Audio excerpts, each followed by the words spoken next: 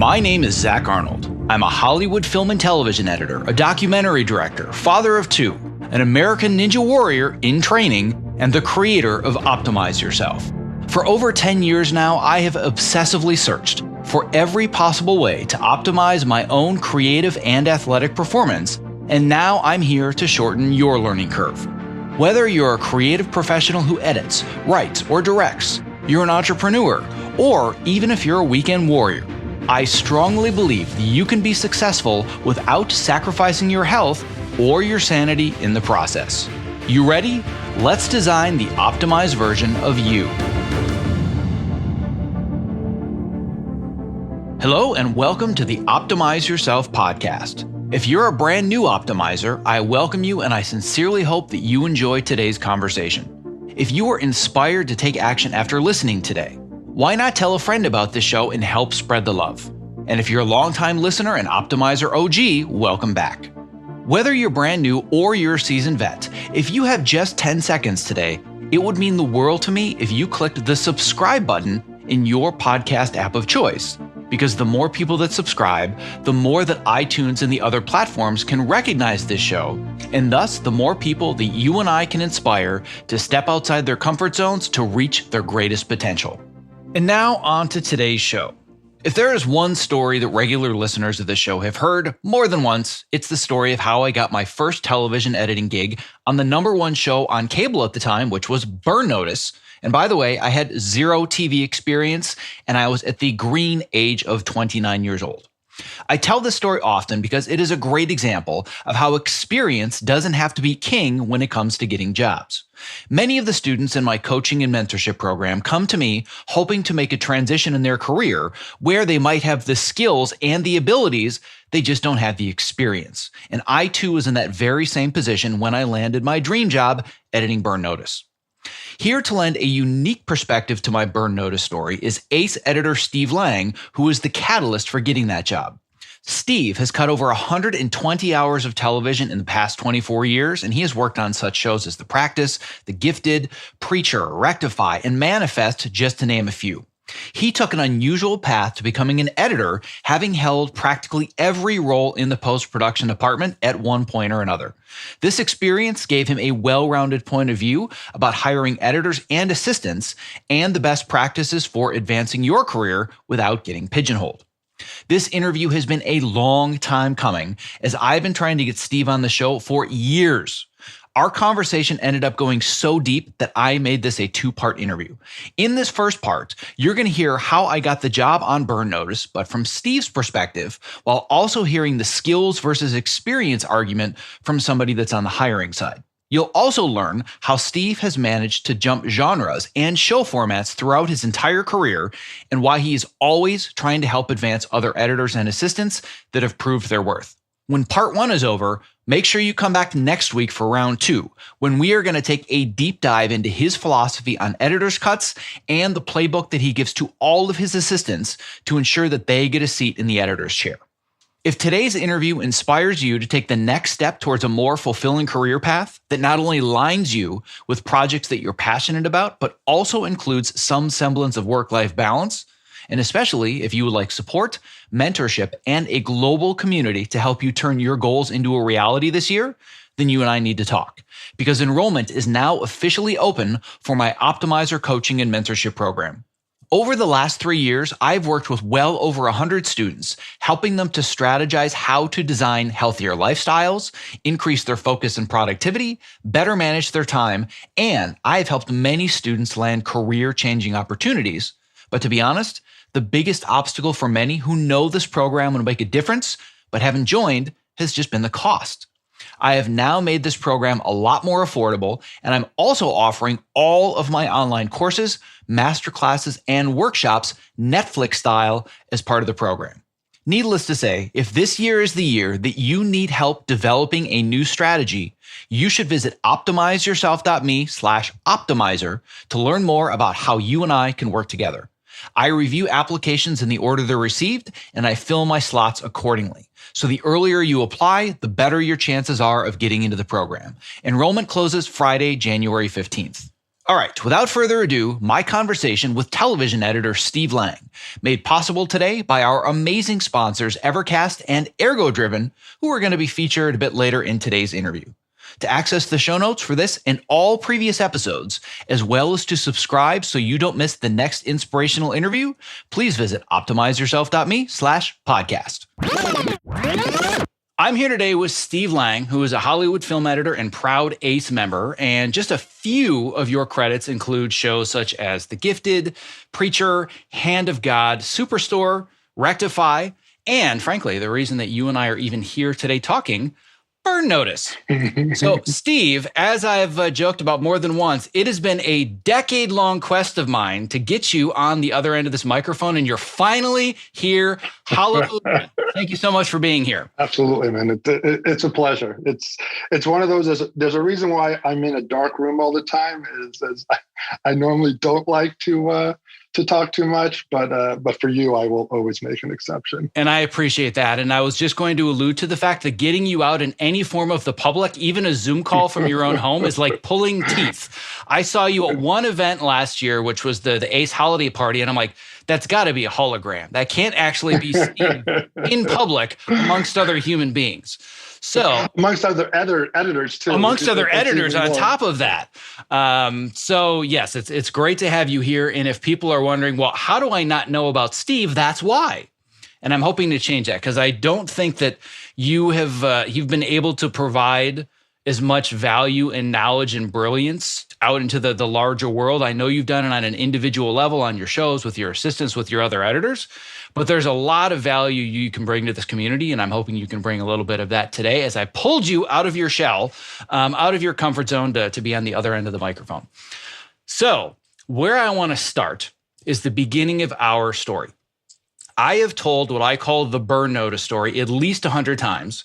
And for my regular listeners, they're like, oh my God, the Burn Notice story again. However, the story has never been told from your point of view. And I think understanding it from your point of view is so important, because when I tell it, it's all about how I broke in, how I got your attention, how I proved myself, how I got the job on the show. But I think it's even more important to crawl into your brain to know what that looked like from your perspective, so other people can understand, how do I get noticed if I really want to work on something that I'm passionate about, but I might not be qualified for, or I'm just looking for mentorship from somebody that I admire. What does it look like from that person's perspective? So talk to me about the very first time, according to your memory at least, that you and I first connected. If I remember correctly, it was a Facebook thing, right? You sent me a message through, it was a messenger, right? On Facebook. It was. The very first time we connected was a Facebook message, which to you looked like one message. From my perspective, was Facebook stalking every single person that worked on the show. But to you, you're like, oh, I got a message. So yes, the first time we met was a Facebook message. Yeah. So, I mean, what's interesting is obviously you're not the first person to sort of reach out to me. And, I am one of those guys, if you sort of take the time and you reach out, I most of the time I will respond with some sort of message or advice. And, usually, obviously I work a lot, I'm busy a lot, but I also know, when I started out, I had a lot of people that sort of helped me along the way. So it's just one of those things where, I always feel like it's one of the ways for me to give back. So when I get those messages, I might not respond right away, but I usually respond with something. And like I said, I remember you wanting to sort of get together because you were trying to make the transition. And I do remember you talking about, at the time you had was it a trailer sort of company, or what, you were doing promo stuff? Yeah, I had built a boutique post-production facility that was doing a combination of long form and short form, where I had a small group of independent contractors that were working with me, where a client would hire me, but because the workload was so high, I would basically, subcontract other editors. I would supervise them, and we would do both trailers, promos, featurettes, and some long form work. And it was actually the web series feature film that I was working on that I used to get your attention. So that was where it all started. Was I had sent you the trailer for it. Exactly. And like I said, I remember being intrigued because like I said, it was, I thought the trailer was really well done. It reminded it reminded me of Burn Notice in a lot of way. And, this is where the sort of luck aspect of it comes along is, we were looking for an editor at the time because I believe Matt got his other series and I knew I was going to go do that. And so it was a question of who was going to sort of replace me while I was sort of working on that. So originally, I believe it was just going to be like for maybe a half a season or something. So there were a few combination of things that were just sort of like perfect sort of timing. I was intrigued by your situation. And I remember just thinking, I was kind of curious, like what your setup was in terms of this house that you had and all of that stuff. Because I can get geeked out by some of the technical aspects of it all too. So, like I said, I remember coming to your facility and us just sitting down and having a conversation. And, the minute I kind of walked into the facility, it was like, okay, this guy is for real. Like, obviously most of the emails or, messages that I get, they're mostly younger people trying to figure out how to break in with almost no credits. Those are sort of almost the easier conversations to have because, when you've got nothing, it's like, okay, here's sort of a playbook of, from assistants that I've suggested before that really seems to work. With you, it was more of a, I'm a working editor. I'm just trying to make that transition into scripted, which, like everything can be difficult. But I remember just sitting down and having that conversation with you and right away saying, okay, this guy's like for real. Like it's really just a matter of an opportunity. So, I remember you gave me a DVD. I don't remember if there was a few episodes on it or what it was, but I watched it and it was just like, okay, this is a no-brainer. Like, like this guy knows exactly the style of the show in a way that, that A is going to make my life easier because, at that point I had a relationship with the guys there that it was like, they expected a lot. And, I wanted to make sure they hired somebody that really could sort of pull it off. So, so very quickly, it was just one of those. I mean, I remember walking in with the DVD and just said, don't even waste your time. Like, watch this and hire this guy and you'll be fine.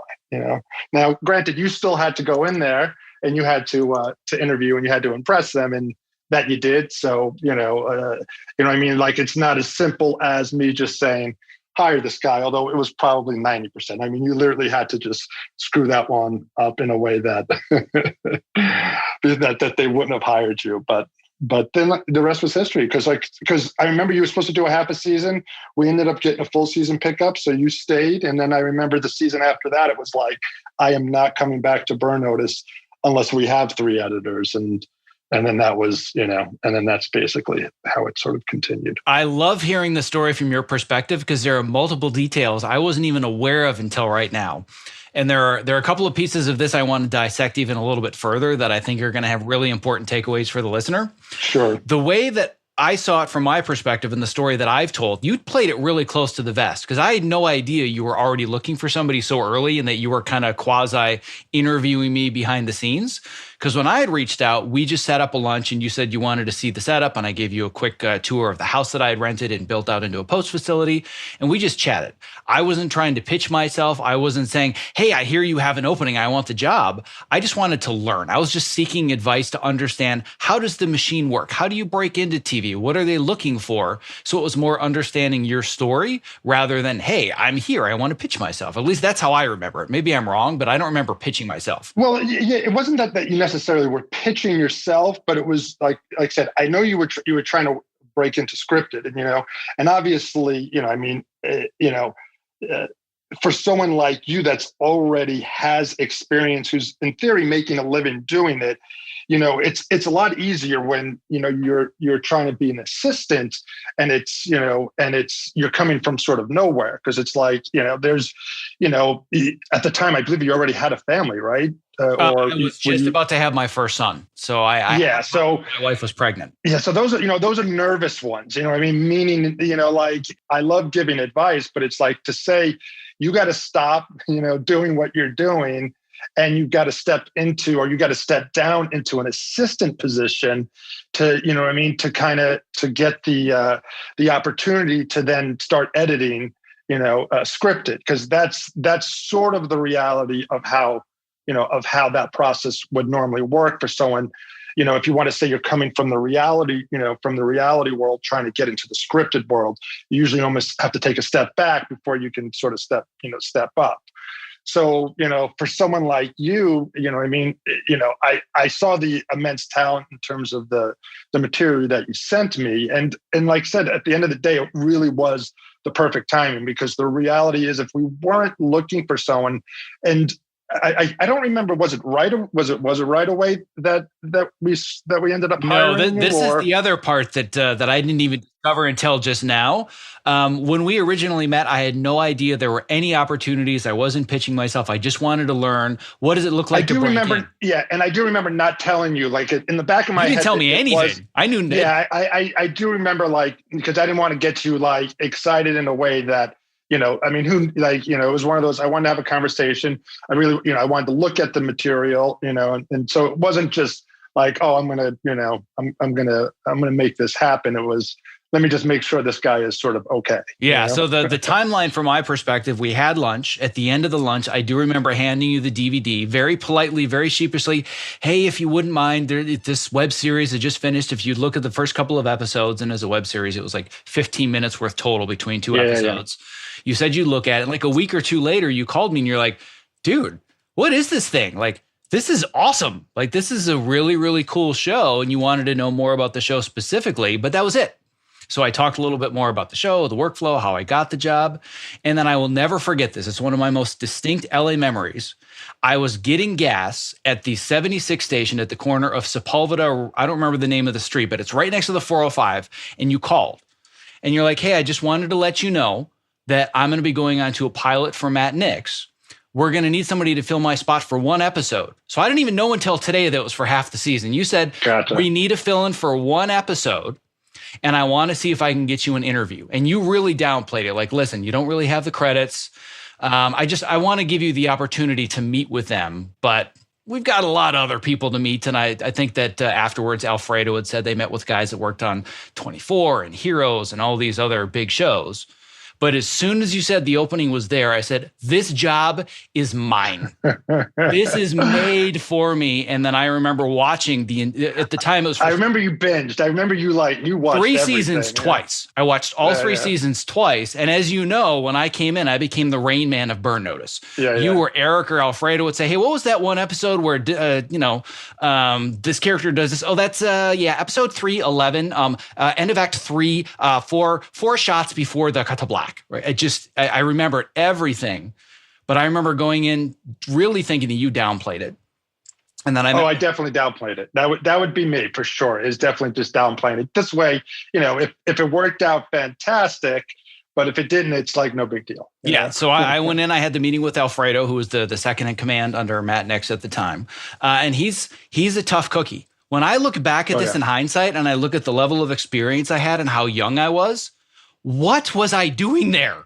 Like, I'm now coaching people that were my age when I got the job on Burn Notice, and they look like kids. I'm like, that was me? Like, what? How in the world did that come together? But the story that Matt Nix told me was similar to what you said, where you handed them the DVD reel and they put it in. And I think it was him and Jason. They looked at each other after like 15 or 20 seconds. They're like, hired. Good. which is funny, because when you talk about like people that sort of, are looking out for you, I mean, that's how I got the job on Burn Notice.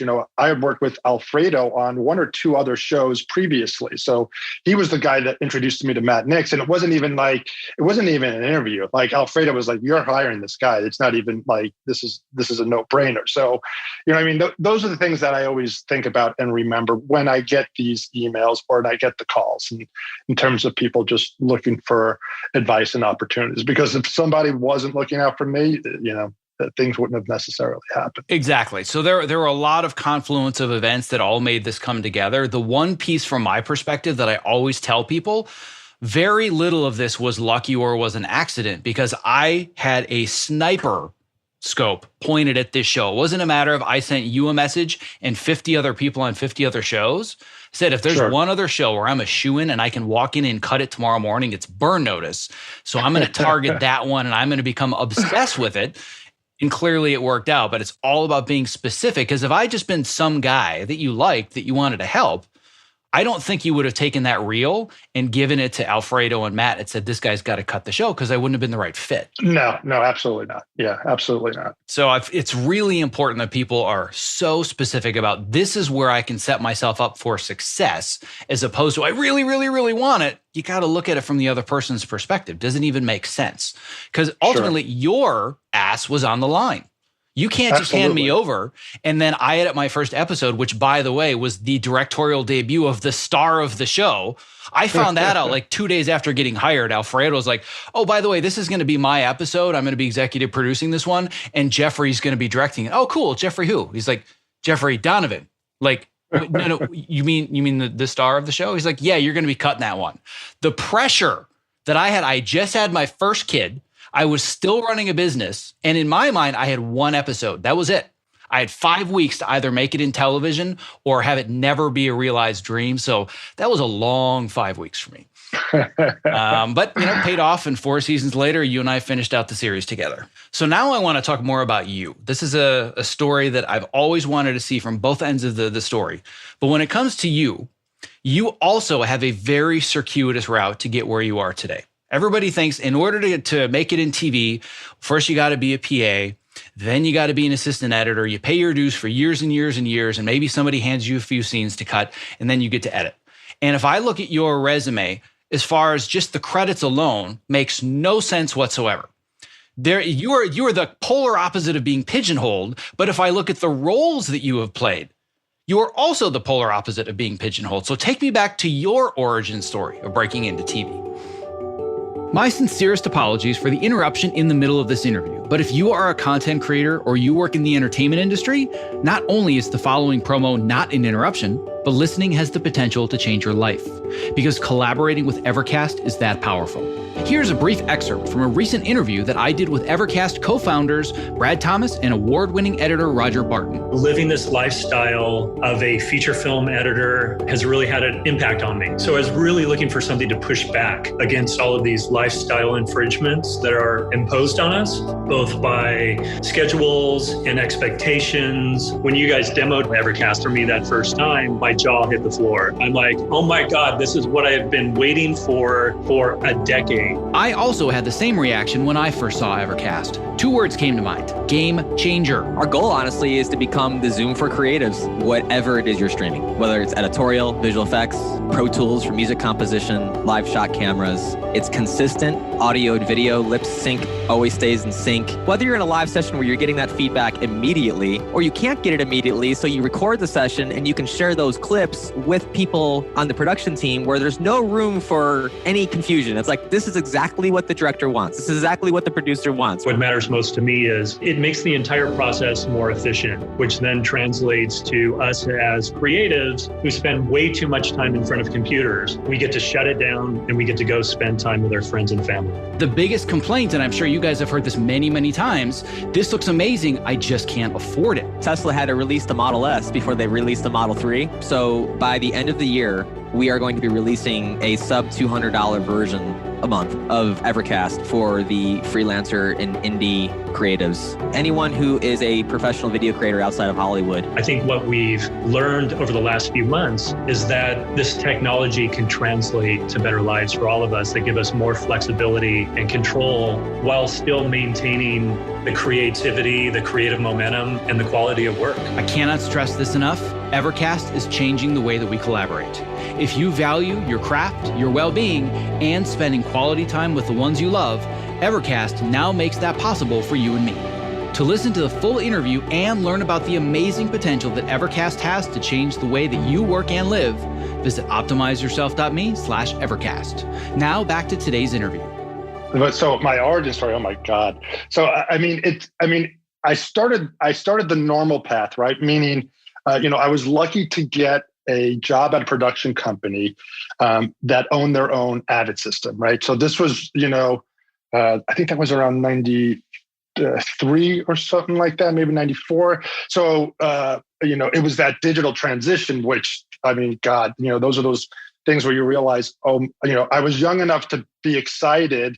And obviously there were a lot of older editors that just were so not excited or interested. But what was great is they own their own editing system, which, basically gave me the opportunity to just jump on and learn. And it was the type of place where after hours, weekends, I could do whatever I want. The facility was mine. So, I literally, me and my friends would shoot projects and nobody knew how to edit. And basically I was the guy that was kind of like, okay, let me try and figure this out. So, I got a couple of lessons. The production company I was working at was Robert Greenwald Productions. They did a lot of television movies at the time. So the way that you got sort of promoted there is, you kind of, you were PA, you did all the running, you did all the grunt work, the research, the shopping, and eventually they would give you an opportunity to assist on one of their TV movies because a lot of that stuff was non-union. And I had two friends that sort of went through that process, and all of a sudden they kind of had these editing careers or assisting editing careers. So they were looking for somebody. I jumped on the opportunity. Unfortunately, it was sort of that period where the television movie industry was kind of starting to die out, those TV movies. So I'd been there for almost like 3 or 4 years, and it was a little bit like, like I'd get some opportunities to go, work on a PA, like on a TV series or a movie, and you're like, oh, should I just, should I hold out? Should I, or should I just, it's not going to happen here. I mean, thank God I knew better in terms of the holding out, because when I first moved out, I really wanted to do the writing thing. Wrote some scripts, got a little bit of interest in terms of agent, and almost got into the Warner Brothers writing program. They had their sitcom writing program. But at the same time, I was starting to play around in the editing room, just, basically kind of learning. And I caught myself, I used to say, like, I was good and disciplined in terms of being able to sit down and write. And I go a good 2-3 hours, and then I just get a little antsy. And then, my day was sort of like, okay, I'm done writing. But when I was editing, it was like, oh my God, like 10, 12 hours literally just went by. Blink of an eye, didn't even think about it, really just kind of enjoying the process of what it was that I was kind of creating. So, it was one of those where I could quickly realize, thank God, that like, oh, this is like a real career path. And I think this is something that I'm really sort of comfortable in, and I want to hold out, So, and I'll try to get through this as quick as possible. The production company could see that I was kind of growing frustrated, and they were sort of, they knew too that there really wasn't too much coming down the pike. So Robert Greenwald actually had a movie, an independent movie that he was doing at the time. And he said, hey, Steve, do me a favor. Can you assist this actor? I think he might be a little bit of trouble. He's got a little bit of a reputation. So I was like, sure, whatever you want me to do. Ended up being Russell Crowe. Wow. So I got this, great opportunity, and I got to sort of step into that world of a completely other side, but just in terms of just seeing what that, like the set world was like, what it was in terms of, what the demand was in terms of a leading actor. And this was right before he did LA Confidential. So at the time, he had done Virtuosity, he had done Quick and the Dead, nothing like, no big breakout things, but it was always one of those things like, he's going to be the next big thing. It was one of those things where really open, once I sort of stepped into that world, I was a young guy, and the amount of questions that I would just hit him with on a constant basis, I can't even believe that he would sort of, put up with any of that when I think about that stuff now. But at the end of that process, it was probably about 3 months that I was working with him. He would call me up because, we sort of got along. So now there was a potential opportunity to be his assistant, at the time he just started doing LA Confidential. But I mean, I really, I would talk to him about, I want to be an editor. I got to get into that room. And, so I remember turning him down, and then boom, I finally got the television movie came in, and they talked to the editor, and the editor said, they said, hey, you got to hire this guy. If he sucks, you can fire him. But then it started, Peter Ellis was his name, one of the, best sort of mentors that I've had. And the director was Michael Watkins. And from there, we just, the three of us hit it off. And next thing you know, we did another movie together.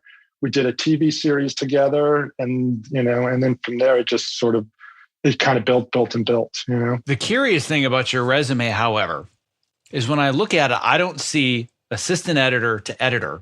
I see post-production supervisor, associate producer, co-producer. Yes. You have been all over the map, and I don't think I know anyone else in this entire industry that's done all the jobs. You've done them all. Okay, and you know what? There's a part of me that has a little bit of a chip on my shoulder, only because, I graduated with a business degree in business management. Like, the film industry was something that, that I always wanted to be a part of it. I just wasn't sure how exactly I was going to get into it, because, film school, financially wasn't an option for me. Obviously, I was lucky enough to live in, I grew up on Long Island, so the city was an option. So as I was sort of going to school, I started I go into the city, I do extra work on movies, and just kind of got sort of an understanding. I started getting into the writing aspect, and I always thought that was going to, be my angle. So when I got out, like I said, everything I did was sort of self-taught, no real connections or any of that stuff. But I was lucky enough, Joe Berger Davis, who was a post-producer who I worked with on my first TV series, he called me up after that one was over, because David Kelly was looking for an assistant on The Practice, which at the time was, in its first, I think they just finished their first season.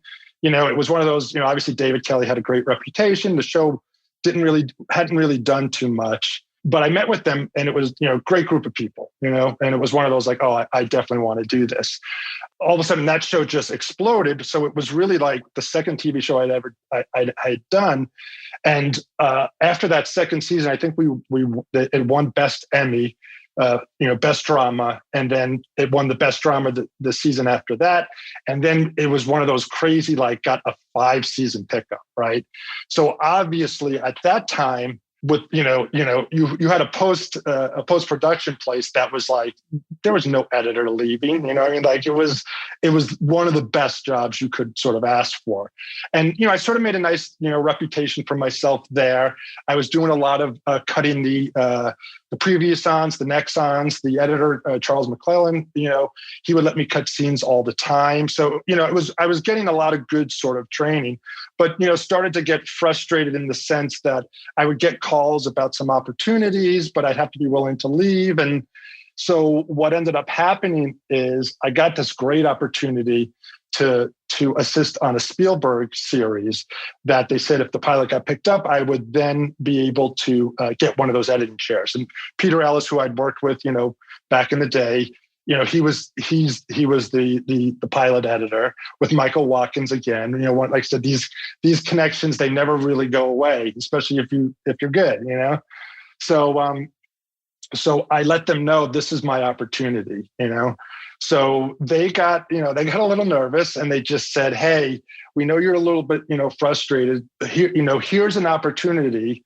We need somebody to kind of do the video side of post-production. Would that sort of satisfy you in terms of just, we're going to let you, the next time there's an editing chair open, it's yours, but we want to just, we want you to sort of feel like you're growing and you're doing things, Ultimately, that pilot I worked on didn't get picked up, So I ended up going back and then doing the video side of it for a season. And then the next season, actually the next season, the editing chair opens up. and they say, and so now they dangle and they say, you can have the editing chair, or we would love for you to run post-productions.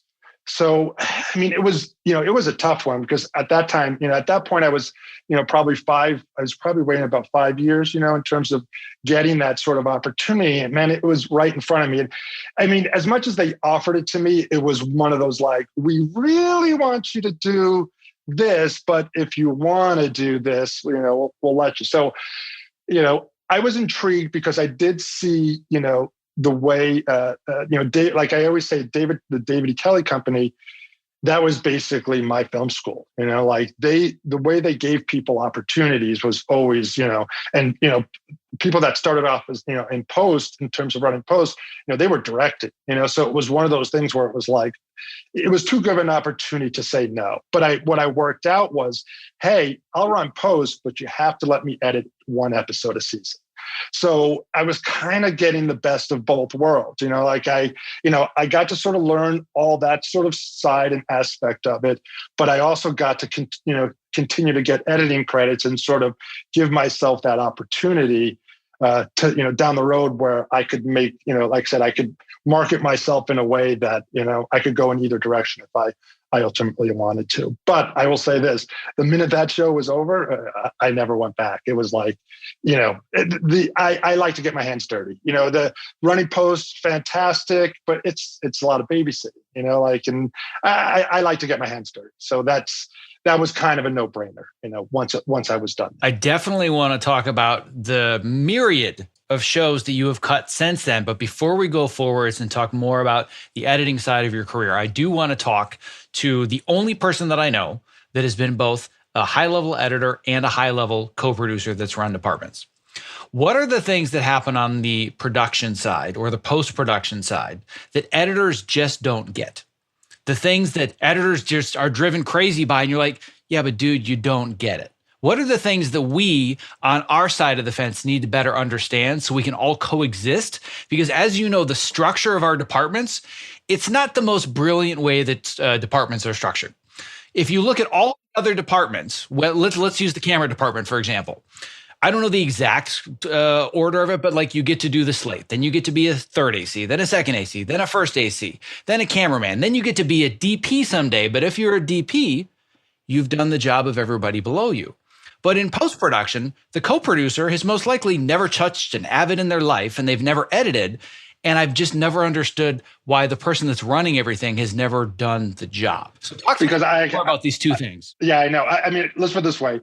If you really did those jobs, you would never, I don't think you ever really want to, in terms of actually running post. Because like I said, it really is, you're dealing with studios, you're dealing with networks. Now, I do have to preface, being in Kellyland is not like being in a normal sort of post world, because for the most part, money was no object. Like, obviously I had to get permission. I had to let people know in terms of what was going on, but there was a lot of money flowing in a way that, that didn't, it never hindered, so I get, when I'm working for, a place, and I get, you got to get the studio approval for the overtime. You got to do this, like none of that stuff really, the thing that when I talk about the babysitting, like if you were in that post-production, if you were an editor on that show, I will say it's, it's easy to look back at it now, but at the time,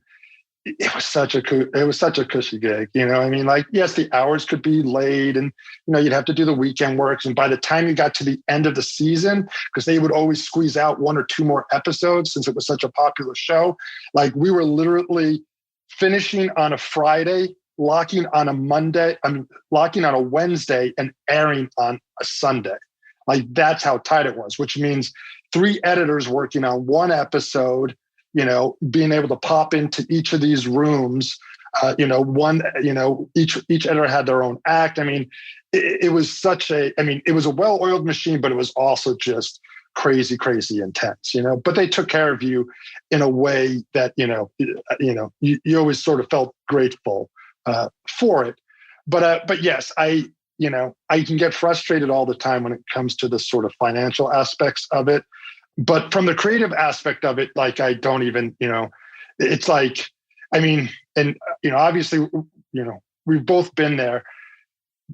There's only so much I can do. You know what I mean? Like I problem solve. Main job point of the job is just you're problem solving all the time. Sometime that problem solving is going to make me, it drives me crazy. Where, like I said, my hours are going to go a little bit crazy. Do I, I can ask for, I ask for, permission to get that overtime, or there's times where I'm just going to do it because I don't even want to deal with the hassle of it. Obviously I try, when I'm working on my editor's cut, my cut, I don't necessarily mind doing the hours, but beyond that, then those are the times where, I'll step up and make sure that I'm being taken care of, my assistant's taken care of, because those are the times where, where I shouldn't be on my time. It should be on somebody else's time. Yeah. And I have the exact same philosophy where if I want to make it better, that's kind of sort of on me and I need to put in the time. But once I've handed in my cut and it's up to other people's notes, other people's schedules, other people's responsibilities, when you need something done faster and you're saying you can't pay me, your lack of poor planning and your lack of ability to manage time and money, that's not my emergency. That's yours. You need me, that's fine. I'm willing to provide my services, but my services have a cost. That's a really hard conversation for most people to have. And you're like, that's hard for people, really? Like you're like me, you're like, dude, you're not getting a minute of my time unpaid. That's really hard for a lot of people to do that. And they put themselves through the long nights and the weekends secretly, even when it's other people's the needs and requests and schedules and it's not their fault at all. That really frustrates me because I know you and I are like, dude, what are you doing? But a lot of that, like I said, because I can remember early in my career, it was more just like, oh my God, what the f am I doing here? Do I know what I'm doing here? Like, so, the longer you do it, I think the confidence in terms of what you bring to the project. And ultimately, like I said, these relationships that when they're constantly calling you to work on something, then they're trusted. You're trusted in a way that you deserve to get paid for what you're doing. Now I want to transition to finishing the practice. You have a few editing credits under your belt. You also have producing credits. From there until this very moment where you've been the supervising lead editor on multiple shows now for Matt Nix, there's this giant grouping of credits that make no sense whatsoever. You've done everything. Every genre, every type, different network, like it makes no sense, but it does if you can discuss what, I'm just going to let you go ahead because you clearly. Yeah, listen, it is somewhat by design, and it's when you talk about the pigeonhole thing, it was something I was conscious about, but caught myself like falling into, like it wasn't easy, because all of a sudden it was just like, hey, I love watching half-hour shows. Like when I'm not working, I catch myself watching more half-hour comedies than I'm doing, 1 hour action dramas or lawyer shows, which were obviously you do the practice, you're going to get lawyer shows. I did some cop stuff, Burn Notice, all of a sudden, you're getting these sort of action shows. And, the one thing I kept getting is, oh my God, you're going to love this. This is just like Burn Notice. And it's like, of course, internally, I'm like, I have no interest in it if it's just like Burn Notice. Like, like anything, you want to sort of grow and, and you're kind of curious on some of these other genres. So the question is, how do I navigate that? How do I get there? Because you know how it is. They look at the resume and they say, should I hire the guy that has absolutely no half-hour experiences, credits to his name, or should I hire this guy that has 1 million half-hour experiences, credits to his name? So, that's where, and like I said, and once again, you fall back on those relationships because, Matt Nix, who, I've had this great relationship with him for a while, had a writer, Ben Wexler, who I love to this day, and was one of those guys that, and you get this a lot, obviously, when you work on shows. When I get my show, I'm going to hire you, and it's always like, oh yeah, great. I can't wait, to work with you, and, at the time when I was trying to kind of, trying to like, hold out, see if I could break into that sort of half-hour world, all of a sudden an opportunity opened up because Ben ended up getting a show. Him and Matt did this half-hour show with Larry Charles, which was the Billy Crystal, Josh Gad one on FX. And of course, it was like, I want to do this so bad. Larry Charles, obviously the director, one of those outside the box guys that you're just like, there's no way this guy is going to hire me because, I don't have the credits he's going to be looking for. But of course, Ben and Matt, I said, you got to get me the meeting. And of course, I walk into that meeting and it's like very quickly, I just throw it out on the table in the sense that I go, listen, because I remember him picking up my resume and looking at it. It was like, oh, I might as well just walk out right now. And so, of course, I say to him, I know you're not seeing what you want to see here, but understand, this is a genre that I love, and I tried to be specific. And he stopped me very quickly, and he said, I know comedy. He's like, I'm looking for someone with a different perspective. And it was one of those things where it was like, oh my God, I think there's a shot here. Like for him, for him to be able to, and that's why I love him, is because like I said, he's one of those guys who's so outside the box, that, like normally you would get I need my comedy guy, He's like, nah, he's like, I just wanted somebody with a different sort of perspective, And then once we started talking about the script, it felt easy in there, but I got it, So all of a sudden it was like, oh, now I'm I did one season of that, and all of a sudden now I'm a half-hour guy because the Superstore people saw that, and they everyone loves Larry Charles. He hired this guy, so and then it's like, and then next thing I know, I'm doing a bunch of half hours. So and then it was like it did a horror genre half hour. So like I said, it was one of those things where. It was one of those, like, it's never going to happen. Then all of a sudden it happened. And now it's like, I try and keep that momentum where I try and go back and forth to sort of remind people that, oh, I can do this, or I can do that. And I feel like I've gotten to that point where I have that flexibility now, which is nice, which it really is. But like I said, it wasn't easy. And it's like anything, I could be very comfortable doing 1 hour action shows for the rest of my career, but at a certain point, it's you do like to push yourself and look for those opportunities. You're like me; you get bored really easily. 4 seasons of Burn Notice, I'm like, this was awesome. I'm good.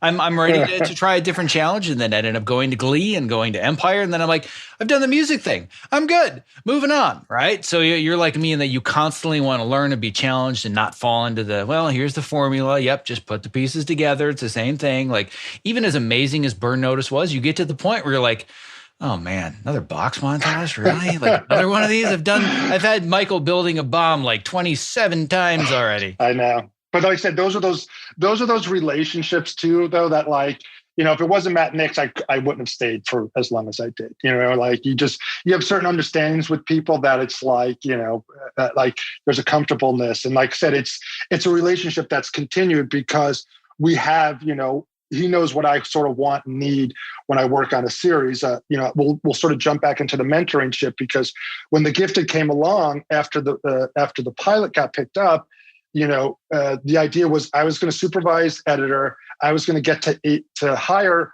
So I brought in the post person. I mean, I brought in everybody in terms of the main post people, including the editors. So when it came time to hire editors, it was like, well, who's going to listen to me when I want to give a note on something? So what I realized is I'm just going to hire all of my old assistants that are now editors because they'll at least pretend like I know what I'm talking about and won't give me too much lip.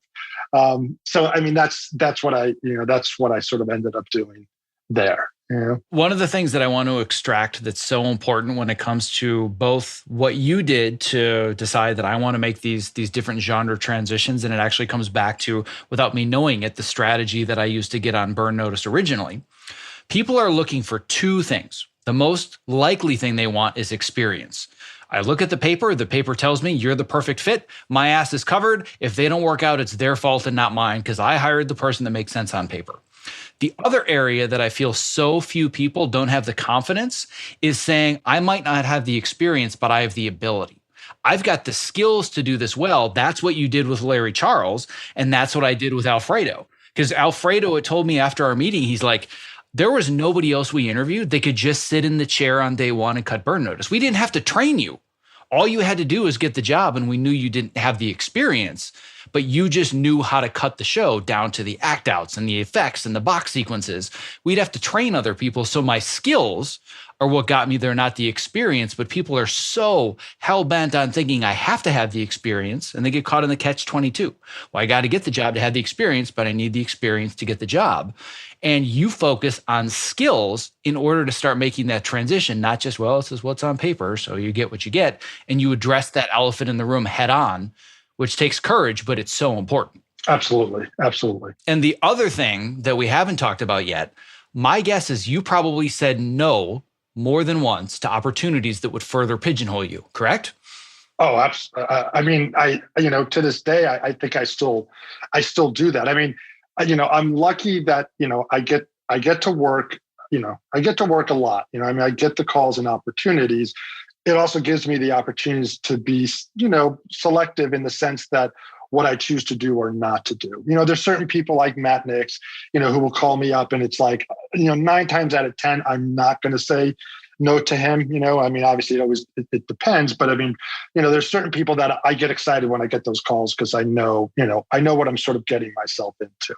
A good example, you had James Wilcox, when I got the call for the Ron Howard TV series, the Genius one, I had already committed to Matt Nix doing the X-Men pilot with Bryan Singer. So it was one of those where, when I get those calls, when they say, hey, we want you to come in and meet, if I can't do it, I always like to recommend somebody, someone who I think, oh, this might be a good fit. So it was one of those situations where it was like, hey, obviously it's Ron Howard, like who the hell's going to say no to this? But unfortunately, I'm already committed to something.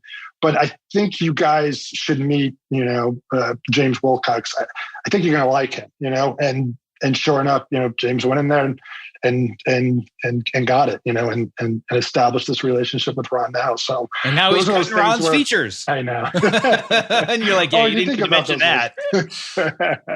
But I mean, but those are those those are those things where I do catch I'm always constantly trying to share. Like I always feel like there's a lot of good opportunities out there. And if I can help somebody get a job, to me, it's almost just as satisfying as sometimes getting the job itself. Their successes are always, I take that as my successes. And I do that with my assistants too. Every time, they get, an assistant that moves on and gets an editing, position, that to me is one of the best feelings, you can have when you see them sort of succeed and beyond. Well, I'm definitely one of those names on the list, and very, very much appreciate everything that you were allowed to make happen for me. So I appreciate that.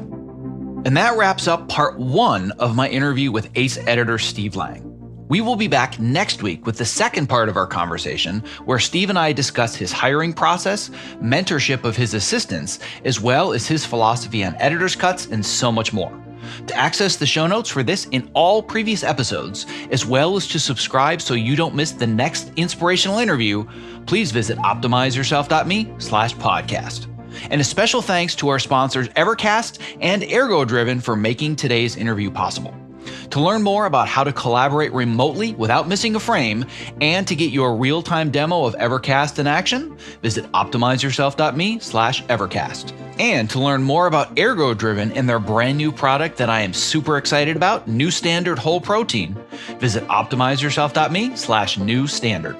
If today's interview inspires you to take the next step towards a more fulfilling career path that not only aligns you with projects that you're passionate about, but also includes some semblance of work-life balance, and especially if you would like support, mentorship, and a global community to help you turn your goals into a reality this year, then you and I need to talk, because enrollment is now officially open for my Optimizer Coaching and Mentorship Program.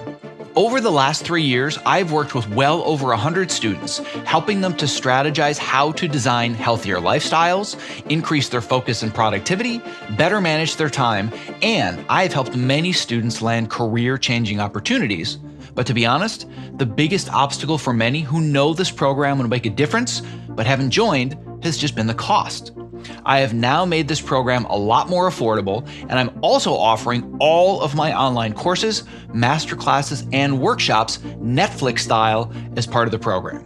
Needless to say, if this year is the year that you need help developing a new strategy, you should visit optimizeyourself.me/optimizer to learn more about how you and I can work together. I review applications in the order they're received, and I fill my slots accordingly. So the earlier you apply, the better your chances are of getting into the program. Enrollment closes Friday, January 15th. Thank you for listening. Stay safe, healthy, and sane, and be well. Before closing up today's show, I would love to ask for just a couple additional minutes of your time and attention to introduce you to one of my new favorite products created by my good friend Kit Perkins, who you may recognize as creator of the Topomat. Here is a brief excerpt from a recent interview that I did with Ergo-Driven co-founder and CEO Kit Perkins, talking about his latest product, New Standard Whole Protein. I'm into health and fitness generally, but I want it to be simple and straightforward. About a year and a half ago, I started adding collagen into my protein shakes. And man, the benefits were like more dramatic than any supplement I've ever seen. So I thought, if I can just get this down to coming out of one jar and it's ingredients that I know I can trust, and you just put it in water and you don't have to think about it. When people think of protein powders, they think, well, I don't want to get big and bulky, and that's not what this is about. To me, this is about repair. So a big part of what we're talking about here is you are what you eat. Your body's constantly repairing and rebuilding, and the only stuff it can use to repair and rebuild is what you've been eating. Unfortunately, as the years have gone by, every day getting out of bed, it's like, 2 or 3 creaks and pops in the first couple steps, and that I thought you just sort of live with now. But yeah, once starting the collagen daily or near daily, it's just gone. So for us, job 1A here was make sure it's high quality, and that's grass-fed, 100% pasture-raised cows. And then the second thing, if you're actually going to do it every day, it needs to be simple, it needs to taste good. Well, my goal is that for anybody that is a creative professional like myself that's stuck in front of a computer, number one, they're doing it standing on a Topomat. Number two, they've got a glass of New Standard Protein next to them so they can just fuel their body, fuel their brain. So you and I, my friend, one edit station at a time are going to change the world. And even better for your listeners, with code OPTIMIZE, on either a one-time purchase or that first subscribe and save order, 50% off. So if you do that subscribe and save, that's 20% off and 50% off with code OPTIMIZE. That's a fantastic deal. If you're looking for a simple and affordable way to stay energetic, focused, and alleviate the chronic aches and pains that come from living at your computer, I recommend New Standard Whole Protein because it's sourced from high-quality ingredients that I trust, and it tastes great. To place your first order, visit optimizeyourself.me/newstandard and use the code OPTIMIZE for 50% off your first order.